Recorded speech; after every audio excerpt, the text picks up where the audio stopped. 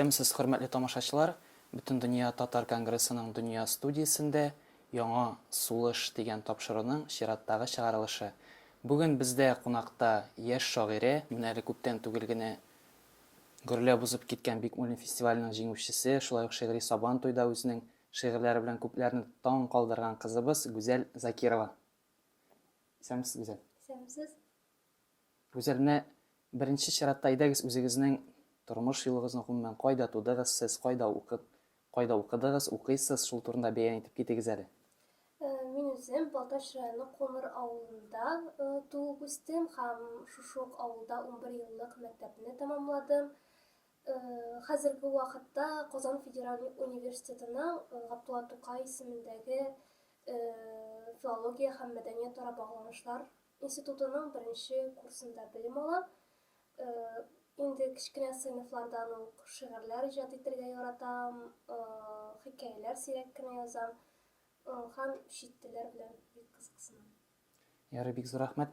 Һәм менә Гүзәл, мин әйтеп уздым, Бикмуллин фестивале узды дип. Әлеге фестиваль турында да анда күптәннән катнашасызмы сез? Гомумән шушы фестиваль турында сөйләп бәян итеп китегез әле безгә.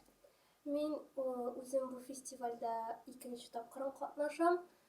Узган ел, ягъни 2014 елда мин интернет челтәрендә күреп алдым ул фестиваль турында мәгълүматны.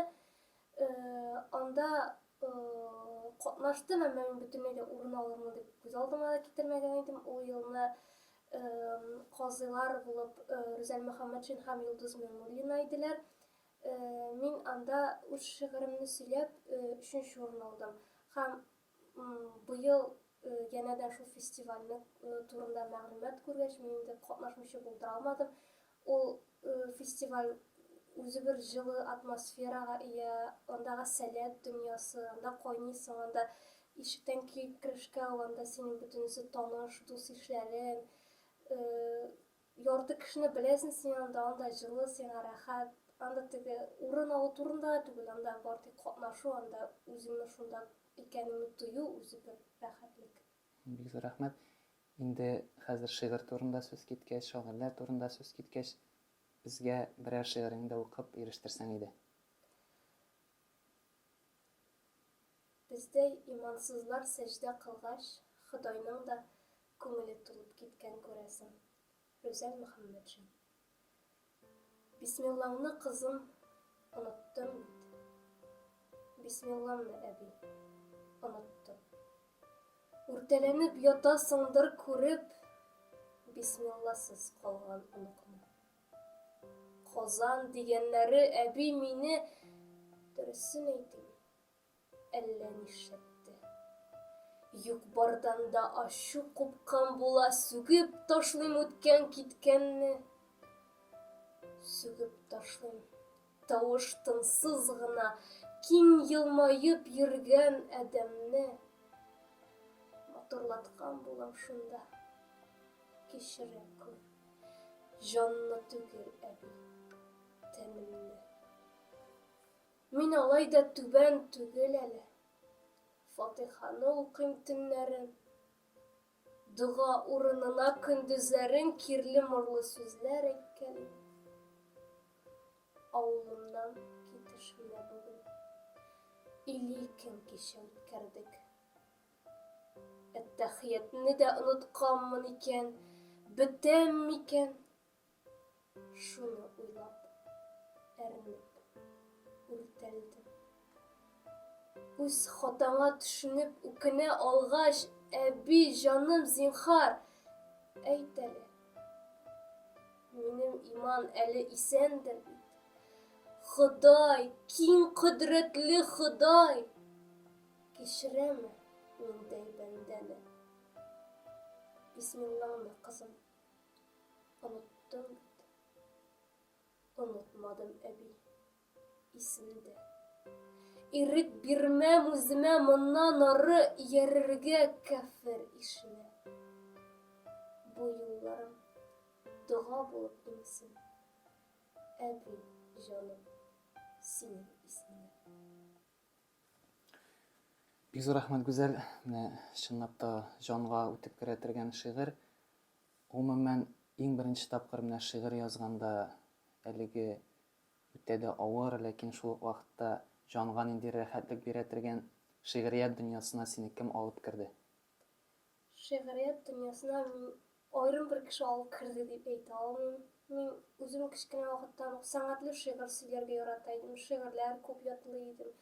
Балалар бакчасында да, мәктәптә дә инде. Һәм икенчеме, беренчеме сыйныфларда үзем язып карадым инде.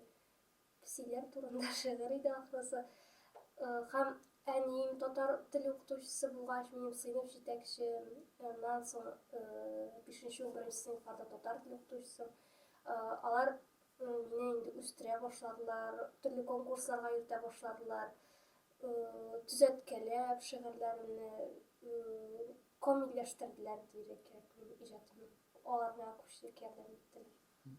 Менә тик шулай да оннан инде хәзер бу безнең якты дөньябыздан китеп барган классиклар арасыннан һәм шулай хәзерге заманда исән сау булып иҗат итүче шагыйрь язучыларыбызның кайсыларының иҗатларын үзеңә өлге итеп алыр идең һәм өлге итеп аласың да.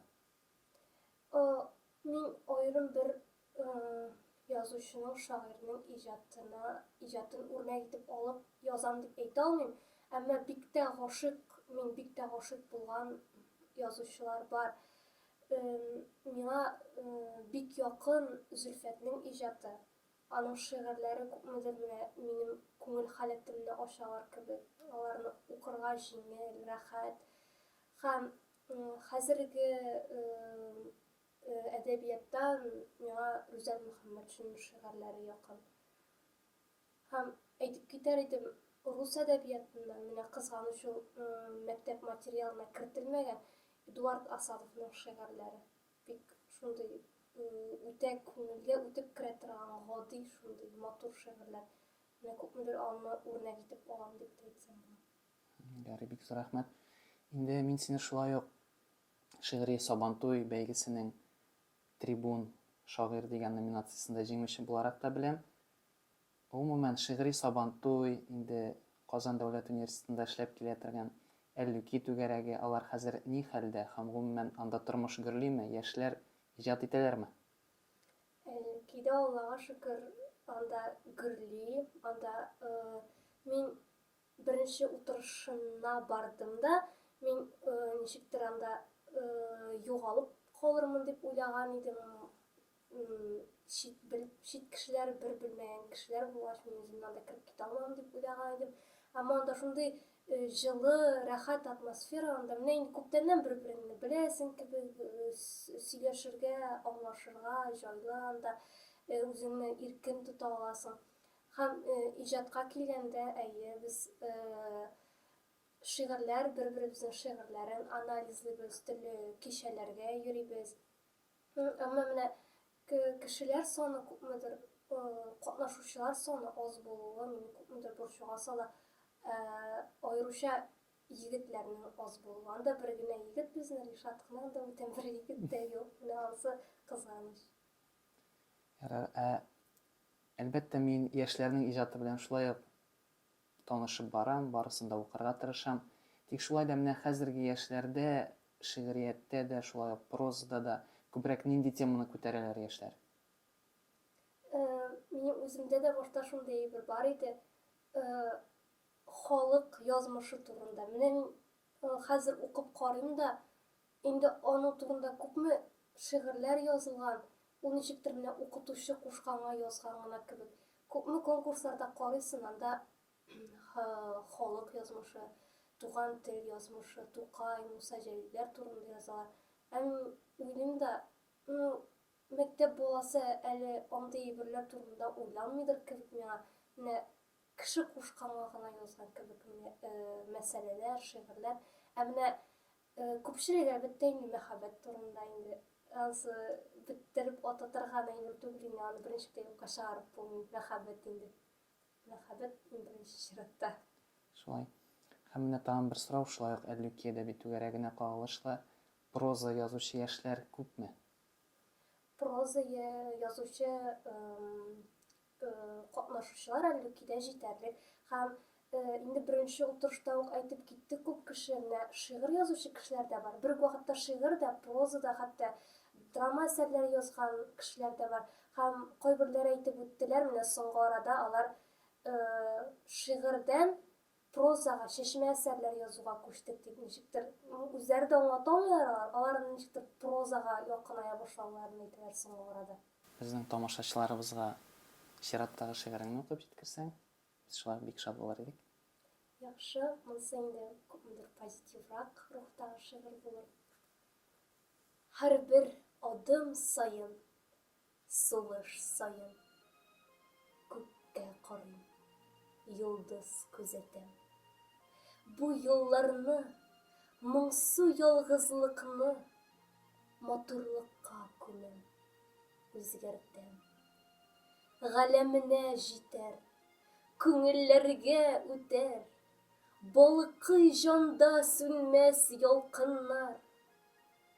Кычкырмагыз миңа ераклардан, бу бәхеткә минем хакым бар.